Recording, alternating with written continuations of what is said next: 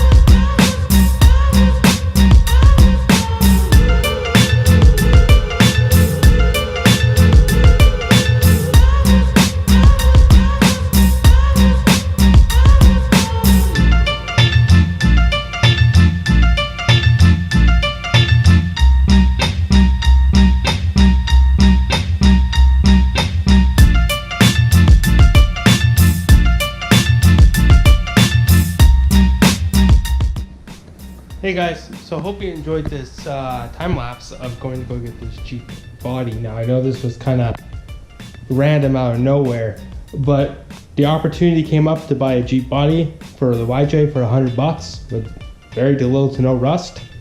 I jumped on it instantly. So here's the reason why I jumped on it though. It wasn't because it was cheaper or anything like that. The reason why is the body that I have is pretty much beyond the point of feasible to repair.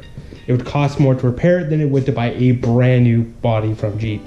So here's this is the reason why. So here, these are the typical spots of a YJ. So we have some rust here. As you can see, it's underneath the fender as well, and it carries up to the edge of the fender. We have really bad windshield rust. This is repairable, but I don't want to spend the time. The other thing too is we have a rust hole right here where I can literally stick my finger through.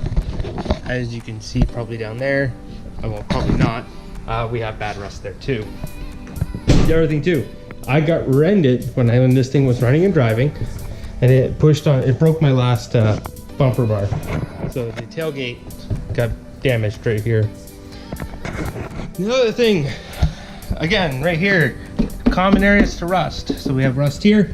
We actually have a physical hole here that my glove just got caught in. Right here, as you can see, we have daylight. So, unfortunately, this fender is gone too. I thought it was savable, but it's gone as well. So the only thing that can survive on this Jeep is literally the inner fenders, the hardtop, the doors, and the grill. So, I was on the hunt. I was watching for parts as I normally do on Facebook Marketplace, and an opportunity of a lifetime came up. So a guy was converting it to a diesel version of a YJ of a Mercedes-Benz. He wanted a white tub with a body that was clean. This one has a little bit of rust, but he wanted a minty body because he's spending a lot of money on this Jeep. So we did the trailer wiring as you saw in the video, grabbed the trailer from U-Haul as you see at the beginning of this video, and we head down to Vancouver. Now, 4 hours later, we came home with a brand new Jeep body. Now I say brand new, it's brand new to me, not brand new, obviously. It's a I think it's a 1989 or 1990 Jeep Wrangler Sahara body. So it has a few extra holes and stuff in it. It had carpet, so that's why there's Velcro on the side here. You'll be able to see that right here. There's Velcro because there used to be carpet in this. Now, the gentleman sold it to me for $100. Turned around and I told him I'm starting a project for the YouTube channel. He said it's mine for free. So, a free YJ Sahara tub, which is probably worth about $4,000 or $5,000 realistically. So that guy is the ultimate legend. And I also told him I needed a tailgate, a new windshield thing, and a hood. So he threw in a black tailgate. We have a multicolored hood off his white one. He said this is the one that came with it. He says it needs a little bit of love, needs some work, but we're gonna send it to be sandblasted. And an OEM Jeep window frame with just a little bit of rust, but nothing serious. So we kind of pretty much just got everything for the Jeep for free. That would have cost us almost $6,000 before shipping. So we saved probably about $7,000 overall, which is insane. That guy is an ultimate legend. But Project YJ is going to get started.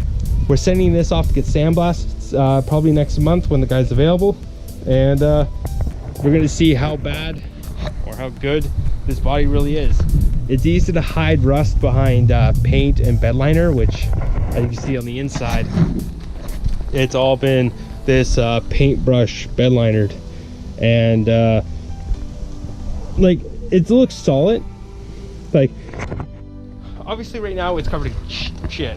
It was clear and empty, except he gave me the brake booster for it and the power steering pump and motor mounts. It's like if you can get free parts for a YJ, they don't make these parts anymore, like especially OEM ones. Like we have an OEM power steering pump, we have an OEM brake booster, and they only had I believe he said 110,000 kilometers was on this Jeep when he took all these parts off. So for those who don't own a diesel or don't know it or anything about it, you can't use the original brake booster, you can't use the power steering pump or anything from the 4-liter that was in it. Now that did have a 4-liter, so it has the cuts out for a 4-liter, but it'll work with the 2.5. So we might just use the 2.5 for now and maybe upgrade to a 4-liter. But we're gonna get that sent out to sandblasting, get the rust repaired. I was gonna do it for the video here, but the guy, literally the only rust that's on this that really needs to be fixed is this. This corner frame right here. As you can see, it's a little crusty, but it literally is just like a cutout sheet right here. You go in behind it. I haven't really been behind here too bad. Okay, so the rust is, yeah, it's on the inner one as well, but literally comparable to that one in there, this one's amazing condition, and it was well taken care of. The guy who owned it would always chase down the rust and reprime it and try to do rust inhibitors and stuff like that, and also took the time to bedline the front of the farm wheel. But the guys did his due diligence. He always kept it clean. He took the inner fenders out whenever he went off-roading, which was apparently once a year or so. So this Jeep body is clean. Now, when it gets back from sandblasting and the rust is repaired, we're gonna over-engineer and re-engineer the body. So there's a couple faults on this body that we're gonna fix. We're not gonna leave it to chance if it's gonna rust again or not. We're gonna solve this problem. Now, with Jeep Wranglers, especially the YJ series and the TJ series, there is obvious faults with the vehicle, and it was something that Jeep overlooked or just didn't care. So if you look at modern Wranglers, they have a little lip here. So this one has a little lip, but it doesn't cut off here. It just goes around. So you see all that dirt I just pulled out? That builds up, then you get water, and it goes down here, it seeps into the door, goes down here, lands there. Same thing here. The hard top, it leaks off, it comes down here, it just slowly dies off here. Now, if your door isn't pushed in all the way or isn't perfect, it just goes in behind, falls down, lands in there. So it is quite often that you have rusted out areas where the roll cage bolts up, or you have rusted out footwells because the doors don't seal correctly. We're going to fix that. It's a very tedious fix. It's going to require a lot of repairing to do, but we're going to fix this issue once and for all once we get the Jeep back in perfect condition. A good way to sort that issue out, if you do have it, is to every week go down there. If you have carpet, take it off, dry it up, and then keep after it, look after it. If you just want to fix the problem and make sure it never happens to you, drill a hole. Literally one small hole could have saved that body, but the previous owner didn't do that. So it's more common. I can show you here on the light better. So here's the hardtop where it would mount, and it would drip down here, and it would go into here. And right here, there's nowhere that looks like it's been welded or something's in there. I don't know until we sandblast it. Okay, so this guy actually did it. See that? This guy actually drilled a hole into here so water can drain. So, or unless Jeep did that, who knows? And over here, as you can see, since it's been sitting, it's already starting to rust because water's gotten inside of it.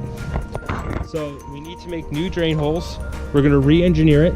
We're gonna put proper mounting on the roll cage, so that way we don't get this happening, this crusty, rusty crap here. And we're gonna fix everything correctly, re-engineer it. Other things too, the bad rust is this. Well, not bad rust, but this here happens a lot. Every single YJ has that problem underneath the brackets. Is it a simple fix? Hell yeah, it's a simple fix. And I don't know why Jeep doesn't do it. I'm gonna make a custom rubber gasket so it can go in between those, and that way it doesn't rub onto the paint, it doesn't rub the primer, and it stays great for years to come. I'm also going to put a little thin bead of silicone so it remains waterproof. That way we don't have any more issues with rust and everything else. Now, the biggest fault of the Wrangler, period.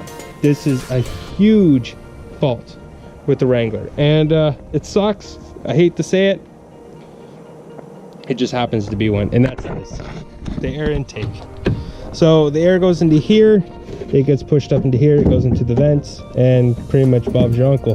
Then any excess water drains out this funnel here. Now here's the issue. You bolt this up, it works pretty well, but it actually fails a lot. It is not uncommon to have your hose come into here and leak and drain down to your floor. We're also going to fix that permanently by putting a threaded hose onto it.